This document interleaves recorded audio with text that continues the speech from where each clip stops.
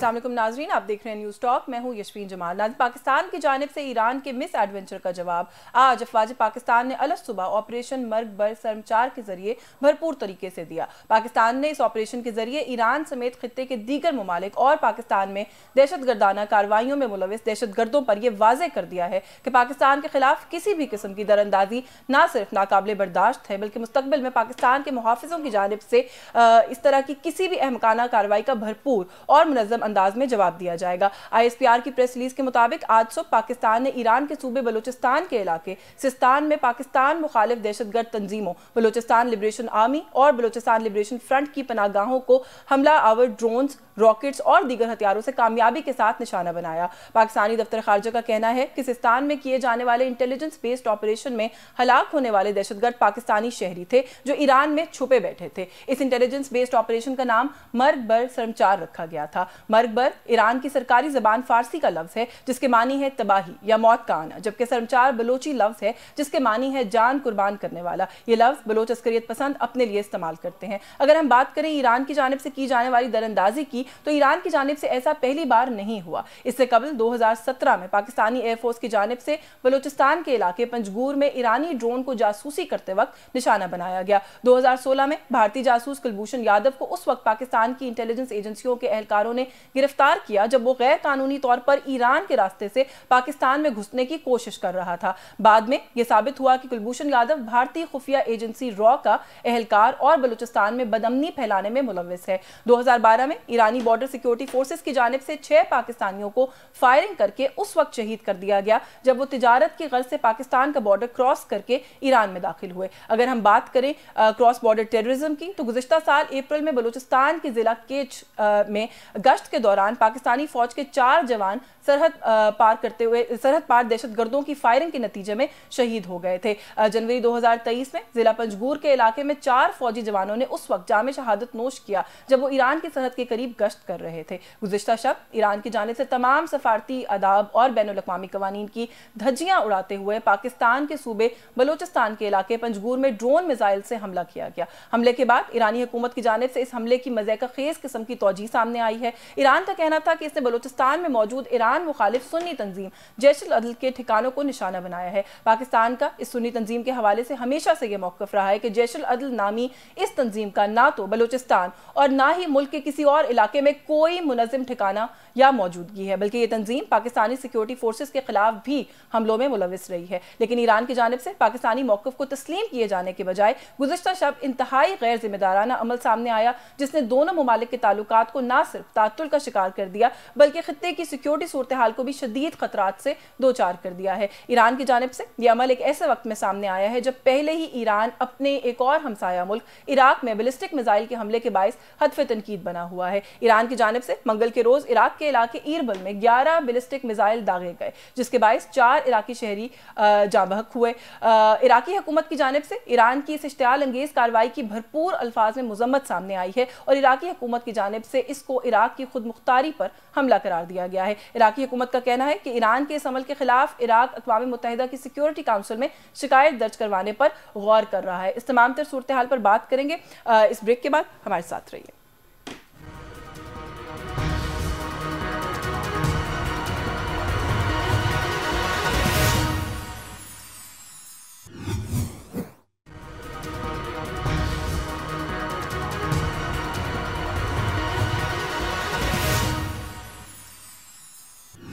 जी welcome back नाजरीन। Break पे जाने से पहले जैसे हमने आपको बताया अपने प्रोग्राम के इब्तिदाई में कि बात करेंगे इस वक्त जो पाकिस्तान और ईरान के दरमियान मामला है। ईरान ने जो कार्रवाई की उसकी भरपूर जवाबी कार्रवाई पाकिस्तान की तरफ से की गई। ये सूरत हाल इस रीजन के अंदर फर्दर एस्केलेट होती हुई नज़र आ रही है या इसके बाद हमें डी एस्केलेशन की तवक्को करनी चाहिए। डी एस्केलेशन की भी जब हम बात करते हैं तो क्या पाकिस्तान और ईरान ये मामला खुद तय कर सकते हैं आपस में या हमें किसी की सालसी की ज़रूरत पड़ सकती है? रीजन के अंदर ये सूरत हाल कहाँ जा सकती है? ये जो जो कुछ हुआ उसके बाद इन इशूज़ पर बात करेंगे। हमारे साथ प्रोग्राम में मौजूद है सीनियर डिफेंस एनालिस्ट है डॉक्टर मारिया सुल्तान ने हमें ज्वाइन किया है। बहुत शुक्रिया मारिया आपका, आपके वक्त के लिए। मारिया, बहुत सारे इशूज़ हैं जिन पर जो कुछ हुआ उसके बाद बात करना बनती है, लेकिन अगर सबसे पहले आपसे ये पूछूं कि what were the thinking, Iran ने ये फ्रंट पाकिस्तान के साथ इस पॉइंट इन टाइम पे, जबकि जो मिडिल ईस्ट में सूरत हाल है उसकी भी एक हीट आ रही है ईरान की तरफ, उसके अलावा आपको पता है इराक वाला मामला भी है, सीरिया वाला मामला भी है, ये फ्रंट क्यों खोला ईरान ने पाकिस्तान के साथ? मेरे ख्याल से ये एक बहुत बड़ी मिसकैलकुलेशन थी ईरान की तरफ से, क्योंकि जैसे हर मुल्क में कुछ ना कुछ ग्रो होते हैं, कुछ ना कुछ जो है तवक्कुआत होती हैं। तो जैसे कि आप जानती हैं कि कुछ दिन पहले जो है इंडियन फॉरेन मिनिस्टर जो है वो ना सिर्फ ईरान में मौजूद थे, जबकि इसके साथ साथ जो ईरानी इंटेलिजेंस और इंडियन इंटेलिजेंस की कॉपरेशन है वो भी बहुत दरीना रही है। इसके अलावा हम ये बात भी जानते हैं कि ईरान के कुछ इलाके जो है पाकिस्तान के खिलाफ दहशतगर्दी के लिए इस्तेमाल होते रहे हैं, और बिलखसूस सिस्तान के अंदर जहाँ BLA और BLF का जो इश्तराक है वो बहुत ही खतरनाक रहा है पाकिस्तान के लिए, जहाँ मुसलसल दहशतगर्दाना कार्रवाई पाकिस्तान के लिए एक बहुत बड़ा चैलेंज बनती रही है। अब ऐसी सूरत हाल में जाहिर है उन्होंने इसको अपनी लार्जर मशरक वस्ता की पॉलिसी के साथ लिंक किया है, तो जाहिर है इसको उन्होंने किसी तरह उस काउंटर टेरर फ्रेमवर्क के अंदर डाला है। और उसका नुकसान ये है कि इसमें 3 चैलेंजेस आएंगे। पहले चैलेंज तो ये आया है कि पाकिस्तान के खिलाफ जिस ग्रोह की ऊपर अटैक की बात की है, बिलखसूस जैसे जैश उल अदल की या जंदोला की, ये पाकिस्तान के खिलाफ ही मुतहरक रहे हैं। पाकिस्तान के लिए एक दहशतगर्द तंजीम है, पाकिस्तान ने कभी भी इस दहशतगर्द तंजीम की जो है पुष्टपनाही नहीं की।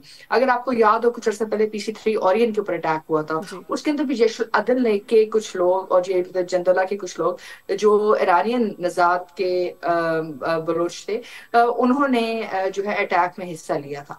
तो जाहिर है ये इस बात की अक्कासी करते हैं कि ये आज का वाकया नहीं है जहां ये दहशतगर्द तंजीमें पाकिस्तान के खिलाफ काम करती रही। तो पाकिस्तान के लिए तो मुमकिन ही नहीं कि पाकिस्तान इनकी पुष्टपनाही करता। दूसरी बात ये कि जैसे हमने अपने अटैक से पहले ये बात वाजी की, डॉजियर्स पेश किए, हमारे पास मुसद्दका इंफॉर्मेशन थी कि ये इलाके पाकिस्तान के खिलाफ इस्तेमाल हुए। ईरान ने इस तरह की कोई हरकत नहीं की, बल्कि 2 बच्चे शहीद हो गए, 3 बच्चियां जख्मी हो गई। तीसरी बात ये कि जब आप इस किस्म की कोई कार्रवाई करते हैं तो फिर आपको इस बात का फैसला करना होता है कि आप क्या अपने हमसाये ममालिक के साथ इतने ताल्लुकात खराब करना चाहते हैं जहाँ अपने लिए आप तमाम रास्ते बंद कर दें, या आप जो है एक मुश्तरका हिकमत अमली के जरिए जो है उन मामला को ठीक करें। क्योंकि मुश्तरका हिकमत अमली तो कार्ड्स पे लगता है थी नहीं ना ईरान ने उस लाइन के ऊपर। जैसे अभी आपने भी कहा कि कुछ चीज़ें अगर कोई कंसर्न्स हैं तो दोनों ममालिक आपस में बैठकर बात कर सकते थे या उनको एक्सचेंज कर सकते थे। Iran did not choose to go down that road. और आप इसको किस तरीके से देखती हैं कि हमले के बाद भी पाकिस्तान ने पूरा एक दिन रिस्ट्रेन का मुजाहिरा किया, फॉरेन ऑफिस की तरफ से स्टेटमेंट आई, एक जो डिप्लोमेटिक तरीका होता है प्रोटेस्ट लॉन्च करने का हमने उसको पहले अडॉप्ट किया ताकि पीस जो है उसको हम सेबोटाज ना करें इस रीजन के अंदर। उसके बावजूद भी जो इरानियन अथॉरिटीज़ है उनकी तरफ से ना अप्रोच किया गया, ना कोई क्लैरिफिकेशन दी गई, ना उस वक्त मुश्तरका किस्म की कोई लाहे अमल या बात करने की कोशिश की गई। तो Pakistan had to respond in kind. आपको ये जो एक रवैया है ईरान का, कैसा लगा कि वो हमें और हमारी सॉवरेनिटी को फॉर ग्रांटेड लिया है उन्होंने, उसको कैसे देखती हैं? देखिए, पाकिस्तान ने तहम्मुल मजाजी का सबूत दिया है ईरान के मामले के लिए, अपने तमाम हमसाये ममालिक के लिए, चाहे अफगानिस्तान हो, चाहे हिंदुस्तान हो, चाहे जो भी हो। लेकिन इसका ये मतलब नहीं कि हम कमजोर हैं। दूसरी बात ये है कि देखिए फिर इसको जो लार्जर फ्रेमवर्क में जो डाला गया वो मशरक़ वस्ता के, तो वो भी बहुत अजीब सी बात है, क्योंकि पाकिस्तान का मौक़िफ़ तो गाजा पे बहुत वाज़ेह है। हमारे लिए मसला फ़लस्तीन और मसला कश्मीर जो है एक ही तस्वीर के 2 रुख हैं। हम तो ये बात मानने के लिए भी तैयार नहीं है कि जो इजरायली हैं जो कुछ कर रहे हैं फ़लस्तीनियों के साथ किसी सूरत काबिल कबूल है। हमारा मौक़िफ़ और ईरान का मौक़िफ़ उस लिहाज से एक तरह से बहुत करीब है, इफ नॉट एक जैसा। तो अब ऐसी सूरत हाल में आप कहेंगे कि जी हम काउंटर टेररिज्म के खिलाफ काम कर रहे हैं, और फिर जैश उल अदल तो जिसके खिलाफ इन्होंने कार्रवाई की, सो कॉल कार्रवाई की, 2 बच्चे शहीद कर दिए। आप मुझे बताएं कि उसका मशरक़ वस्ता के साथ क्या ताल्लुक है? बिल्कुल। दूसरी बात ये कि हमने भी जो एक्शन लिया है वो हमने कोई ईरान के खिलाफ एक्शन नहीं लिया। हमने ये एक्शन जो है दहशतगर्द ग्रोहों के खिलाफ लिया है जो पाकिस्तान के अंदर मुतहरक है, जिनको हिंदुस्तानी पुष्टपनाही हासिल थी। और अगर कुछ हिस्से ईरानियन इंटेलिजेंस के वो शायद इस बात को नहीं समझ सके कि पाकिस्तान एक आज़ाद मुल्क है, पाकिस्तान एक एटमी रियासत है और पाकिस्तान एक अस्करी ताकत है। अगर पाकिस्तान के खिलाफ इस किस्म की कार्रवाई की जाएगी तो पाकिस्तान ये हक रखता है कि पाकिस्तान अपनी आवाम के जानो माल का तहफ़्फ़ुज़ करे, पाकिस्तान ये हक रखता है कि अपनी सरहदों को महफूज करे, और पाकिस्तान इन तमाम तर कोशिशों के बावजूद पाकिस्तान ने बहुत ही जिम्मेदारी का सबूत दिया है। पाकिस्तान ने प्रिसिशन गाइडेड म्यूनिशन इस्तेमाल किया, हमने रॉकेट्स इस्तेमाल किए हैं, हमने ड्रोन्स इस्तेमाल किए और हमने स्टैंड ऑफ वेपन्स इस्तेमाल किए। यानी हमने कोई बड़े पैमाने का हथियार इस्तेमाल नहीं किया, क्योंकि हम किसी ईरानी जान का नुकसान नहीं चाहते थे। लेकिन इसके साथ साथ हम ये भी चाहते हैं कि दहशतगर्दी का खात्मा हो और मुश्तरका फैसले किए जाएं, क्योंकि अच्छा, जो भी आपने बात की ना कि पाकिस्तान उन्होंने ये लाइट लिया पाकिस्तान को कि एक सॉवरेन न्यूक्लियर स्टेट है, वो इस तरीके से अंदर नहीं घुस के आ सकते थे। आपको लगता है कि जो रिस्पॉन्स अब हमने दिया है उसके बाद कुछ बात समझ में आई होगी ईरान की, या आप मजीद किसी किस्म की कोई शरारत या कोई कार्रवाई ईरान की तरफ से एक्सपेक्ट करिए? क्योंकि मुझे ऐसा महसूस हो रहा है कि हमारी कार्रवाई के बाद भी एक अजीब पुरस्कार सी खामोशी है ईरान की तरफ से। उन्होंने किसी किस्म की कोई बात, कोई रिएक्शन अभी तक नहीं दिया है। देखिए, खामोशी तो है, लेकिन अब ईरान को बहुत बड़ा फैसला करना होगा। हाँ। एक तो उन्होंने जंग खोली थी मशरिक वस्ता में, क्या वो एक दूसरा फ्रंट खोलना चाहते हैं, और वो दूसरा फ्रंट किस चीज पे खोलना चाहते हैं? क्या हमारे और ईरान के मफाद मुख्तलिफ है? क्या हम दहशतगर्दी का खात्मा नहीं चाहते? और अगर ईरान हम कोशिश करते हैं दोबारा डॉक्टर मारिया सुल्तान से राब्ता करने की। बात इस वक्त हो रही है जो इराक और ईरान, जो ईरान और पाकिस्तान के दरमियान मामला है, और मारिया सुल्तान साहिबा उस पर यही कमेंट कर रही थी कि एक सॉवरेन न्यूक्लियर मुल्क पाकिस्तान जैसा उसकी सरहद के अंदर आकर इस तरीके से कार्रवाई करना, इंटरनेशनल पूरे जो कवानीन है उनकी वायलेशन करना, पाकिस्तान ये राइट रिजर्व करता था कि पाकिस्तान उसको रिस्पॉन्ड करे, जो कि पाकिस्तान ने किया। ये सूरत हाल कहाँ जा सकती है? एक ब्रेक लेंगे, ब्रेक से वापस आकर इस पर बात करेंगे कि ये सिचुएशन यहाँ से कहाँ जाती हुई नजर आती है। एक तो ये मामला, and at the same time कि इस सिचुएशन को डिफ्यूज करने के लिए, जो मैंने पहले इब्तिदाई में भी बात की थी, कि क्या हमें किसी किस्म की सालिसी की जरूरत पड़ेगी या हम अपने मामलात को खुद ही हैंडल कर सकते हैं। इस ब्रेक के बाद हमारे साथ रहिए।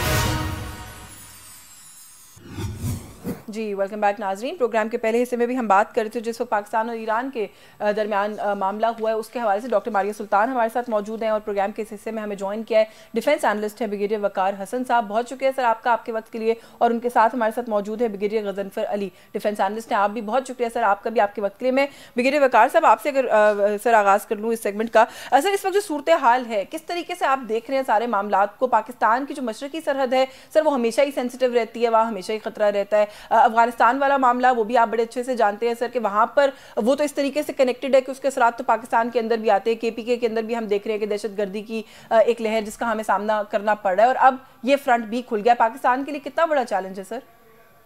आई थिंक इसमें ऑनेस्ट तो ईरान पे ही है, बिकॉज इस बैकग्राउंड में वो आप सबको पता है, 3 फ्रंट पे बड़ी अच्छी बातचीत हो रही थी 2 दिन पहले। प्राइम मिनिस्टर मिले उनके फॉरेन मिनिस्टर से डेवोस में, हमारे गवर्नर सिंह गए हुए थे Tehran for a trade conference. दोनों नेवी एक्साइज के 3 ही बड़े शोबे होते हैं, डिफेंस, इकोनॉमी और फॉरेन या पॉलिटिकल। और उसमें अगर ईरान ने ये किया है तो I don't know what's the kind of timing. फिर Jaishankar was there for 2 days, उसके जाते ही ये कार्रवाई हुई। सो मोस्ट प्रोबेबली सारा ओनस ईरान पे है। थोड़ा मैं रीजन की बात कर लूं, ये बड़ा बदकिस्मत रीजन है south Asia. Time Pakistan blame के हमारा ही सबके साथ बिगड़ा हुआ है। भारत की हमारे साथ जंग है, मालदीव उनको निकाल रहा है भारत वहां से, छोटा सा मुल्क है। श्रीलंका के साथ इश्यूज हैं, चाइना के साथ उनकी वॉर हुई है 2020 में। और वेस्ट एशिया में Afghanistan was occupied by 2 super powers in 40 years, 30 साल इनकी हुकूमत रही। तो इसका मतलब है कि ये पाकिस्तान को टाइम पीपल कंसिडर के ये बबल में बैठा हुआ है और बड़ा हंकी डोरी है। ये reason he I would say बदकिस्मत है, एंड आपने हमेशा एडजस्ट करना है day to day basis. Iran की जो स्ट्रेटजी थी, आई थिंक ये जो उन्होंने अटैक किया, इसमें मेरे ख्याल 2 इसकी रीजन है। वन इज एरोगेंस, और उनको थोड़ी जाके भारत ने शह दी जी कि आप करके देखें, हम भी उधर बैठे हैं and we see it. And out of nowhere ऐसे हालात में जब बहुत अच्छी रिलेशनशिप चल रही है, आप एक भाई के साथ करें। Number 2 I would say stupidity, which is a very strong word. मतलब 2 ही चीजें नजर आती है। इस खित्ते में गल्फ में आग लगी हुई है, रेड सी में, पर्शियन गल्फ में अमेरिकन एयरक्राफ्ट कैरियर ने क्रॉस की है 4 साल बाद। They are right in front of Iran. Israel उनके गर्दन पे लेट्स से आप कह लें उसके सांसें ले रहा है। और इस वक्त ईरान को फ्रेंड्स की जरूरत है। पाकिस्तान ने फिलिस्तीनी कॉज को भी सपोर्ट किया, और जितने भी मुतारिफ ग्रुप हैं उन पे हमने 24/7 प्रोग्राम किए पिछले महीने में। अवाम का एक जज्बा है। इस दौरान आप किस चीज को स्कटल कर रहे हैं? So you are hitting Palestinian cause. लोग कह रहे हैं जी हम कर रहे हैं, but I think Iranians are getting into a trap अगर बिछाया गया बाय इंडिया, और शायद वो फिर इजराइल को हेल्प कर रहे हैं कि सारी अटेंशन डाइवर्ट हो जाए। बिल्कुल, क्योंकि आपने दुरुस्त कहा कि गजा इशू से तो वाकई लगता है कि अटेंशन उसके बाद से अब डाइवर्टेड है।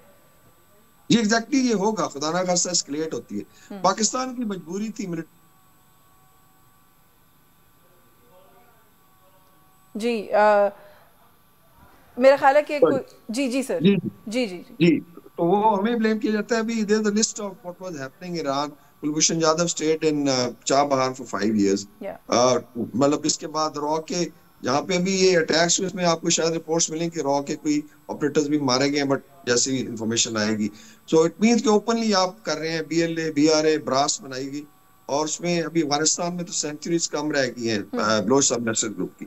तो अगर ये आप कर रहे हैं border mechanism, border of peace की बात हो, we can always sit down and discuss. और इस वक्त जो इल्जाम लगाया गया था जैश-उल-अदल वाला, I think it was totally I would say absurd, because ये 4 जनवरी का जो अटैक हुआ था ईरान में, इसमें सारा इजराइल की इन्वॉल्वमेंट थी, या उनके जो प्रॉक्सीज हैं सीरिया और इराक में। एंड देन ईरान का इटसेल्फ इंटरनल एक फैक्टर है जो हम डिस्कस कर सकते हैं। अच्छा, आपने जो कुलभूषण यादव वाली बात का भी हवाला दिया, आपने BLA जो BLF का भी वहाँ से ऑपरेट करने के मामले का हवाला दिया, ये सारी वो चीज़ें जिस पर पाकिस्तान फिर भी बहुत तहम्मुल का, रिस्ट्रेंट का मुजाहिरा करता रहा है। ब्रिगेडियर गजनफर अली साहब, सर इस रिस्ट्रेंट के मुजाहिरे के बाद भी क्यों इस पॉइंट इन टाइम पर ईरान ने इस वक्त को क्यों चूज़ किया इस तरीके से जारियत करने के लिए? जारियत करने के बाद भी ऐसा लग रहा है कि ईरान को इस बात का इदराक नहीं हो रहा कि वो एक सॉवरेन न्यूक्लियर मुल्क की सॉवरेनिटी को ब्रीच करके आया है। जवाब आने के बाद भी पाकिस्तान की तरफ से ऐसा लगता है कि उनकी तरफ से खामोशी है। आप क्या देख रहे हैं कि ईरान इस पर क्या कैलकुलेट करे? डू यू थिंक कि वो कोई सिफारती सतह के ऊपर बात करने पर आमादा होंगे या उस तरफ आएंगे, या आपको लगता है कि वो फर्दर अभी सिचुएशन को एस्केलेट करेंगे? तो पहले तो देखिए, ये कॉन्सेप्ट क्लियर होना चाहिए जो ईरान ने कॉन्सेप्ट उठाया है। और जिसमें उन्होंने कहा है कि जी जंदुल्ला की जो एक जैश-उल-अदल जो एक ऑर्गेनाइजेशन है, उसको टारगेट करने के लिए हमने पाकिस्तान के ऊपर मिसाइल फेंका। आपको पता है जो जंदुल्ला जो है वो initially People's Resistance Movement of Iran PRMI के हिसाब से 2003 में ईरान के अंदर सिस्तान में बनाई गई थी। और उनका उस वक्त का मैंडेट ये था कि जो ईरान के अंदर जो सुन्नी मुस्लिम्स हैं उनके राइट के लिए वो जद्दोजहद करना चाहते थे। और उससे फिर जब रेगी की उन्होंने डेथ सेंटेंस दी, जब डेथ सेंटेंस दी गई थी उसके बाद ईरान की इंटीरियर मिनिस्ट्री ने कोई 4 तस्वीरें छापी थी जो डेली टेलीग्राफ में भी छपी थी। ईरान की जो तस्नीम उनकी जो एजेंसी है, उन्होंने भी इसके ऊपर बात की थी कि रेगी जो है वो 2 दिन पहले अफगानिस्तान के अंदर एक बेस में मौजूद था। वो पाकिस्तान में नहीं था, वो अफगानिस्तान और ईरान के दरमियान ऑपरेट करता था। तो जैश-उल-अदल से या जंदुल्ला से पाकिस्तान का कोई लिंक नहीं है। हाँ, पाकिस्तान का ये लिंक है कि जंदुल्ला ने पाकिस्तान के अंदर जो कार्रवाइयाँ की और जो दहशतगर्दी फैलाई, उसका आपने एक रिफ्लेक्शन जो है वो पंजगूर के अटैक में देखा। पंजगूर में जो हमला हुआ था उसमें जो अफगानी थे, वो जो बलूची थे, वो पहले जाके ईरान के अंदर रहे थे। ईरान से उनको इक्विपमेंट मुहैया किया गया था, वेपन मुहैया किए गए थे, and then they came to Panjgur and attack at Panjgur, जिसके ऊपर वो कहते हैं कि जी जंदुल्ला का वहां पे बेस था। तो किसी भी तरीका कार से, और पाकिस्तान वो मुल्क है जिसके ऊपर अमेरिका ने इल्जाम लगाया था कि पाकिस्तान ने ईरान को न्यूक्लियर टेक्नोलॉजी फराहम करने में मदद दी है। और ABC न्यूज के एक रिपोर्टर थे ब्रायन रॉस, उन्होंने ये खबर छापी थी, और उसके बाद पाकिस्तान ने जब इनकार भी किया था तो ब्रायन रॉस जो है वो अपनी स्टोरी पे कायम रहा था। कहने का मतलब ये है कि पाकिस्तान इस हद तक ईरान के साथ जाता रहा जी। अब इस बैकग्राउंड में किस रैशनल से पाकिस्तान पे हमला किया? अब जब उन्होंने इस किस्म का ये मिसाइल फायर किया तो पाकिस्तान का तो राइट था ना। फिर पाकिस्तान ने 24 घंटे इंतजार किया कि वो चलो यही कह दे जी गलती से फायर हो गया, या जी हम वो भी नहीं कहा गया। उसमें वो चीज आ जाती है जो वो जो थे पासदारा ने ईरान का जो एक एक्सट्रीमिस्ट उनकी जो थिंकिंग है, जैसे हिंदुत्व की एक एक्सट्रीमिज्म पे थिंकिंग बेस करती है कि वहां सोचा ये जा रहा है। अगर आप उनकी सोच को देखें, वो कहते हैं जो इनकलाब उनके मुल्क के अंदर इस्लामी इनकलाब आया है उसको वो पूरी दुनिया में ट्रांसफॉर्म कर दे। ये नहीं हो सकता। वो भी नेशन स्टेट है, हम भी नेशन स्टेट है। तो जब ईरान के अंदर ये सोच है तो उनकी ये सोच इंटरनल प्रेशर, जो इतना प्रेशर नहीं है जो उस प्रेशर के ऊपर आप उठा के पाकिस्तान पे हमला कर दे। ये बुनियादी तौर पर सोच का कसूर है जो ईरान की, मेरी नजर में वो सोच ईरान की पॉलिटिकल लीडरशिप में नहीं है। क्योंकि आयतुल्लाह खमेनी देख लें, आप हसन रूहानी को देख लें, जब राहिल शरीफ साहब उनको मिले थे 2016 में, वहां भी उन्होंने रॉ के ऑफिस का इशू जो है हसन रूहानी साहब के साथ उठाया था, उन्होंने कहा था जी हम इस चीज को देखेंगे, लेकिन जो उनकी IGRC जो है, जो इंटर इस्लामिक रेवोल्यूशनरी काउंसिल जिसको वो कहते हैं, उसके जितने उहदेदारान हैं, जैसे अभी उसकी जो इंटेलिजेंस नेटवर्क को जो कंट्रोल करते हैं वो जो ब्रिगेडियर काजमी जो हैं, उन्होंने बारहा इस किस्म की स्टेटमेंट्स दी हैं कि जी हम खत्ते के अंदर ये कर देंगे वो कर देंगे। अब इससे तो देखिए ना, लोगों के अंदर ये भी ख्याल आ रहा है कि ईरान ने ये कार्रवाई इसलिए की है कि गजा के ऊपर जो इजराइल दहशतगर्दी कर रहा है और जो जेनोसाइड कर रहा है और जिस तरह लोगों को कत्ल हो, उससे अटेंशन हटा के जो है बिल्कुल ये इंप्रेशन जो है ये बड़ी तकवीत इख्तियार कर रहा है। और ये जो बात अभी आपने की है, बल्कि गजा के पर्सपेक्टिव में ही मैं आती हूँ आपकी जानिब, इस पर दोबारा बात करेंगे कि जो कुछ हो रहा है दुनिया के एक हिस्से में, ईरान कैसे समझता है कि ये एक दुरुस्त वक्त है कि वो अपना, अगर ऐसा कोई एजेंडा है भी तो ये वक्त है कि वो आगाज करे अपने एजेंडा को आगे बढ़ाने का। मारिया सुल्तान साहिबा, हम पहले भी बात कर रहे थे आपसे इस सूरत हाल के ऊपर, थोड़ा सा इस वक्त डी एस्केलेट करने की अगर हम बात करें, जो कि हम हमेशा करते हैं, हम चाहते हैं कि मुल्क में अमन जो है वो कायम रहे, रीजन में अमन कायम रहे, और हम लीड नहीं करना चाहते इस रीजन के अंदर किसी कॉन्फ्लिक्ट को, लेकिन मामला जहां तक आ गया है, आप अभी भी क्या समझती हैं कि ईरान और पाकिस्तान इन टर्म्स पर हैं कि इस मसले को आपस में बैठ के खुद ही हल कर लें या हमें किसी और की सालसी की जरूरत पड़ेगी आपके ख्याल में?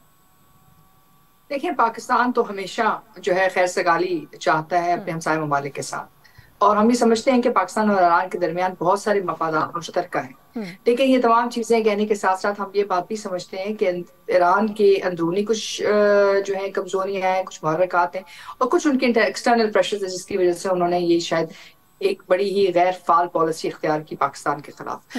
अब ऐसी सूरत हाल में हम तो चीन की तरफ से जो कोशिश की जा रही है वो भी खुशाइंद है। कल अगर रूस भी कहता है तो तब भी हम इससे बातचीत करने के लिए तैयार हैं। अगर दो तरफा ताल्लुकात सिर्फ पाकिस्तान और ईरान के दरमियान आप सुलझाने की कोशिश करते हैं तो हम उसके लिए भी तैयार हैं, क्योंकि हम समझते हैं कि दहशतगर्दी इस इलाके के लिए, इस खित्ते के लिए एक बहुत बड़ा चैलेंज है, और इसका हल सिर्फ और सिर्फ जो है मुश्तरका हिकमत अमली के जरिए ही हासिल किया जा सकता है। इसलिए पाकिस्तान और ईरान अगर ये समझते हैं कि दहशतगर्दी का खात्मा चाहते हैं तो ये मुमकिन नहीं है कि ना कि उनकी जमीन बिलखसूस ऐसे इलाके जो इस वक्त डायरेक्ट गवर्नेंस के अंदर नहीं है ईरान के अंदर, वो जो है इस्तेमाल किए जाए बतौर पनाहगाह। पाकिस्तान ने तो इसके लिए एक बहुत बड़ी एक कुर्बानी दी है। आप जानती हैं, मेरे से शायद बेहतर जानती हैं क्योंकि आप इस पर रिपोर्टिंग की है, कि पाकिस्तान ने दहशतगर्दी के खिलाफ जो मुहिम जो की है उसके ऊपर आपने बड़ी कुर्बानी दी है। 20 साल से आप पाकिस्तानी जान और माल और हर तरह की कुर्बानी आप दे रही हैं। अब ऐसी सूरत हाल में हमारे लिए कैसे मुमकिन है कि हम अपनी सरहदों को गैर महफूज कर दें? हमारे लिए कैसे मुमकिन है कि हम अपने बच्चों के खून को जो है पी जाएं और फिर कहें कि ये ठीक है? देखिए, ये मुमकिन नहीं है। इसलिए जो कुछ भी पाकिस्तान ने किया वो पाकिस्तान ने इस खित्ते की सलामती के लिए और दहशतगर्दी के खिलाफ अपनी जो जद्दोजहद है उसको वाजे करने के लिए। पाकिस्तान ना पाकिस्तान के अंदर दहशतगर्दी को बर्दाश्त करेगा और ना ही पाकिस्तान के साथ जुड़े जो हमसाये ममालिक हैं उनके अंदर उन पनाहगाहों को बर्दाश्त करेगा जो पाकिस्तान के खिलाफ दहशतगर्दी की कार्रवाइयों में इस्तेमाल हो। वो तो बिल्कुल ठीक है, वो तो हमने पहले भी ये बात डिस्कस की थी, लेकिन मैं सवाल इस पर्सपेक्टिव में पूछ रही थी कि जब ये हुआ तो उसके बाद चाइना की तरफ से भी एक स्टेटमेंट आई, हमने देखा तुर्किया की तरफ से भी कुछ इन्वॉल्वमेंट करने की कोशिश की जा रही है, तो आप उसको कैसे देखती हैं? डू यू थिंक कि हमें इस तरह के कुछ दोस्तों की जरूरत पड़ेगी? देखिए, बहुत खुशाइंद हैं क्योंकि जाहिर है दोनों साइड्स को फेस सेविंग चाहिए होती है, और ईरान को ज्यादा चाहिए होगी क्योंकि उन्होंने एक मफरूजा बयान किया और उसके ऊपर उन्होंने कुछ एक्शंस किए, उसका रद्द-ए-अमल आया, अब उनके लिए एक बहुत बड़ा रिस्पांस चैलेंज है।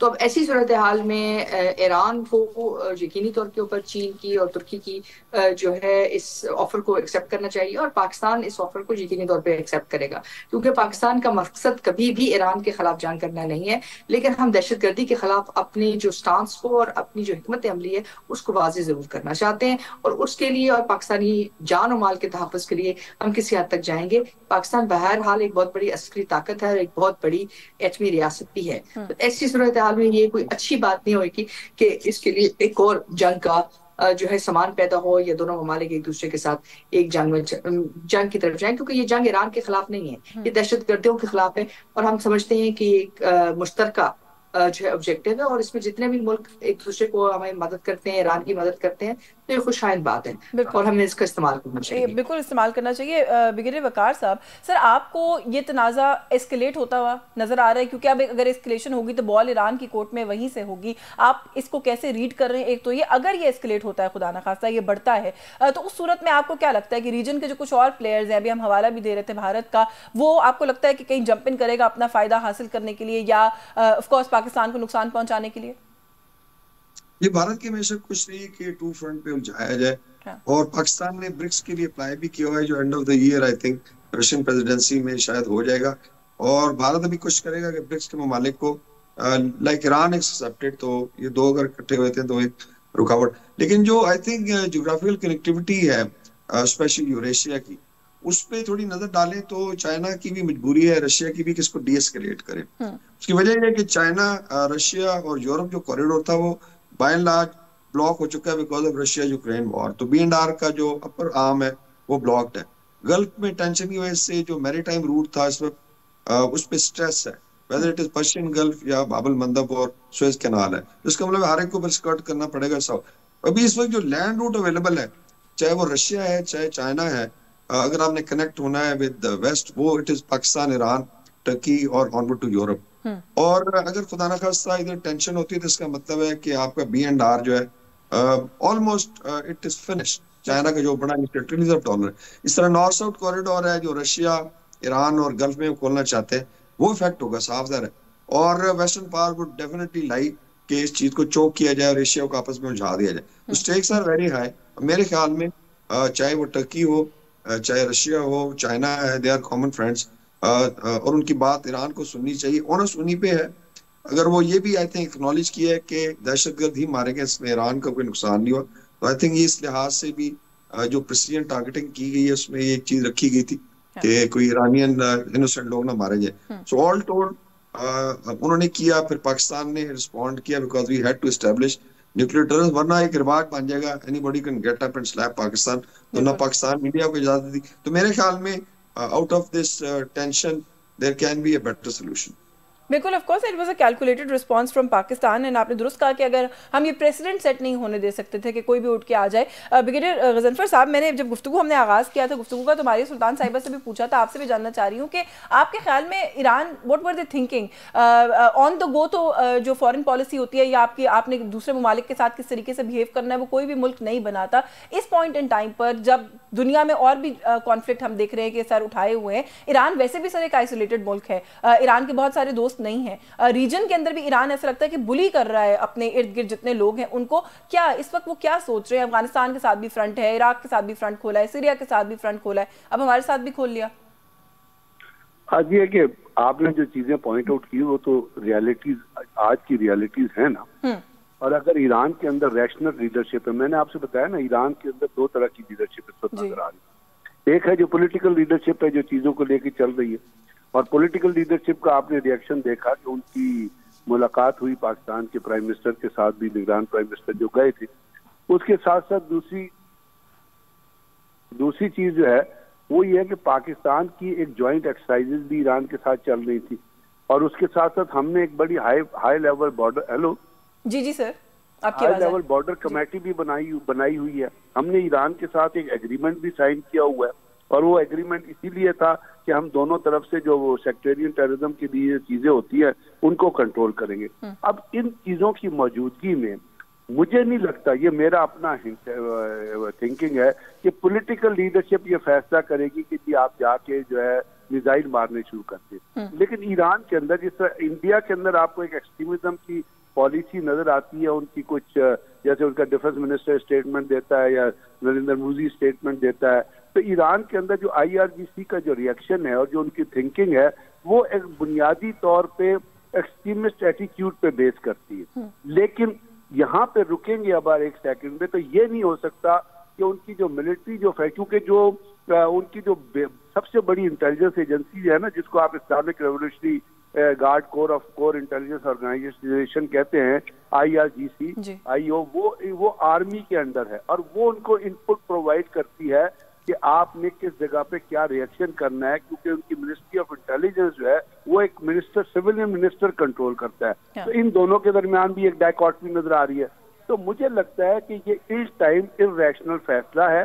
इसकी लीड सिर्फ इंडिया नहीं, बल्कि उन्होंने सीरिया में भी फायर किया, और उन्होंने आपको पता है इराक में भी एक टारगेट को हिट किया, जिसको वो कहते हैं मोसाद के हेडक्वार्टर को हिट किया।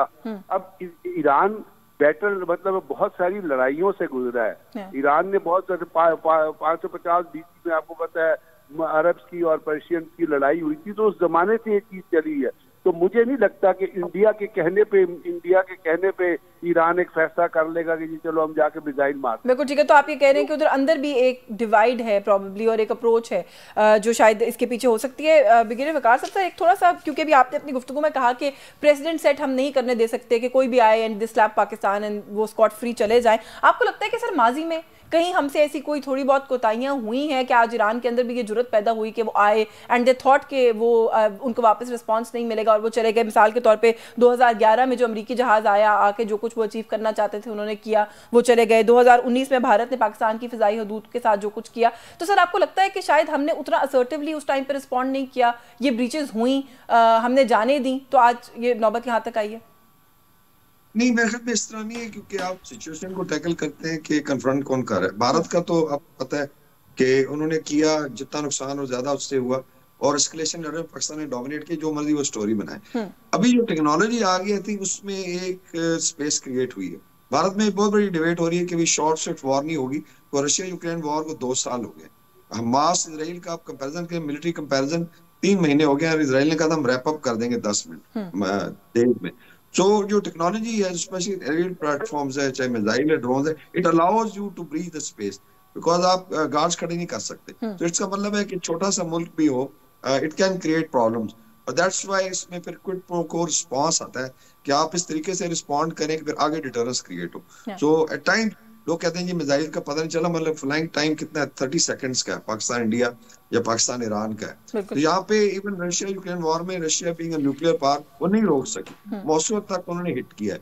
सो ये इस changing I would say environment, और पाकिस्तान का रिस्पांस देखें उसमें ये सारी टेक्नोलॉजी का इस्तेमाल हुआ और बड़े अच्छे तरीके से किया गया। तो ये चैलेंजेस रहेंगे, बिकॉज ड्रोन टेक्नोलॉजी भी तकरीबन हर एक के पास है, और हुतीस तक ने नाटका बंद किया, हालांकि वो इतनी कोई ऑर्गेनाइज फोर्स नहीं है। सो ये I think this is a new warfare जो आपको समझना पड़ेगा, अकॉर्डिंगली आपने फिर रेडी रहना है कि आप फिर इन टाइम इसको रिस्पॉन्ड करें। मेरे ख्याल में एक मेजर रिस्पांस है या, और आई थिंक बड़ा अच्छा रिस्पांस दिया पाकिस्तान, मेजर अच्छा रिस्पांस दिया। आपका बहुत शुक्रिया ब्रिगेडियर वकार हसन साहब, आपके वक्त के लिए। Brigadier Ghazanfar Ali, thank you so much for your time. Doctor Maria Sultan की भी शुक्रगुजार हैं, प्रोग्राम में उन्होंने वक्त दिया। बात की हमने जो इस वक्त क्राइसिस और एक सिचुएशन ऑन गोइंग है, यहाँ पर भी सभी की यही उम्मीद है कि कॉन्फ्लिक्ट जो है वो इस रीजन में कम हो, डी एस्केलेट हो सूरत हाल, क्योंकि वो इस रीजन को भी सूट करता है, इन दोनों ममालिक को भी सूट करता है। और अगर हम वर्ल्ड एट लार्ज की बात करें तो मेरा ख्याल है दुनिया में भी इस वक्त ऑलरेडी काफ़ी कॉन्फ्लिक्ट जो है वो चल रहे हैं। एक और कॉन्फ्लिक्ट की शायद दुनिया भी उसको अफोर्ड नहीं कर सकती। न्यूज़ टॉक से आज के लिए बस यही कुछ। यशवीन जमाल को इजाजत दीजिए, अल्लाह हाफिज़।